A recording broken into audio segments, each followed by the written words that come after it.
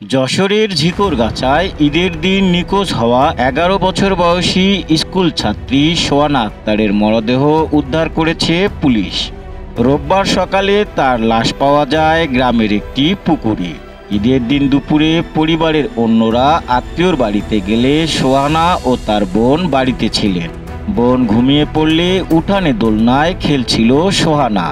এরপর থেকেই সে নিখোঁজ ছিল। পরদিন আজ সকালে পুকুরে ভেসে থাকতে দেখা যায় তার নিথর দেহ। প্রাথমিকভাবে ধারণা করা হচ্ছে পুকুরে পড়ে গিয়েই তার মৃত্যু হয়েছে।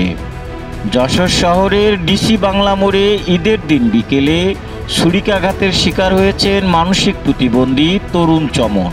শনিবার বিকেলে সামিউল নামে এক যুবক তার পেটে একাধিক ছুরিকাঘাত করে পালিয়ে যায়।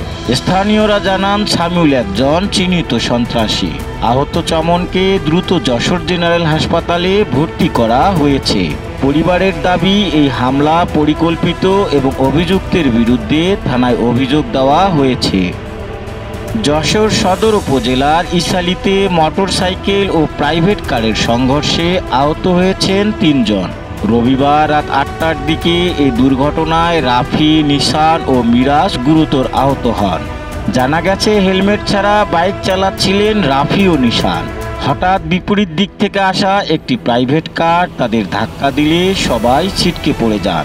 আহতদের উদ্ধার করে যশোর জেনারেল হাসপাতালে ভর্তি করা হয়েছে। আশঙ্কার বিষয়, কিশোররা এখন নিয়ম মানছে না আর তার পরিণতি হচ্ছে ভয়াবহ দুর্ঘটনা।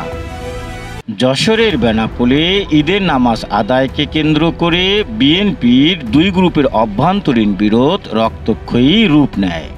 শনিবার রাত ৯টার দিকে ককটেল হামলায় নিহত হন ওয়ার্ড বিএনপির সদস্য আব্দুল হাই। আহত হন আরও ৩ জন, যারা এখন হাসপাতালে চিকিৎসাধীন। ঘটনাটি ঘটে শার্শার বাহাদুরপুর ইউনিয়নের ডুবপাড়া বাজারে।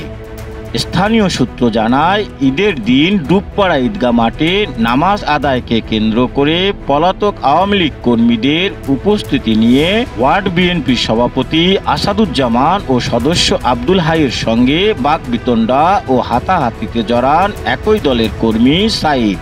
বিষয়টি ঈদের পর মীমাংসার কথা থাকলেও তার আগেই বাজার থেকে বাড়ি ফেরার পথে মোটরসাইকেলে এসে সাইদের নেতৃত্বে ৬-৭ জনের সন্ত্রাসী দল আব্দুল হাই সহ ৪ জনের উপর পরপর ৬টি ককটেল নিক্ষেপ করে।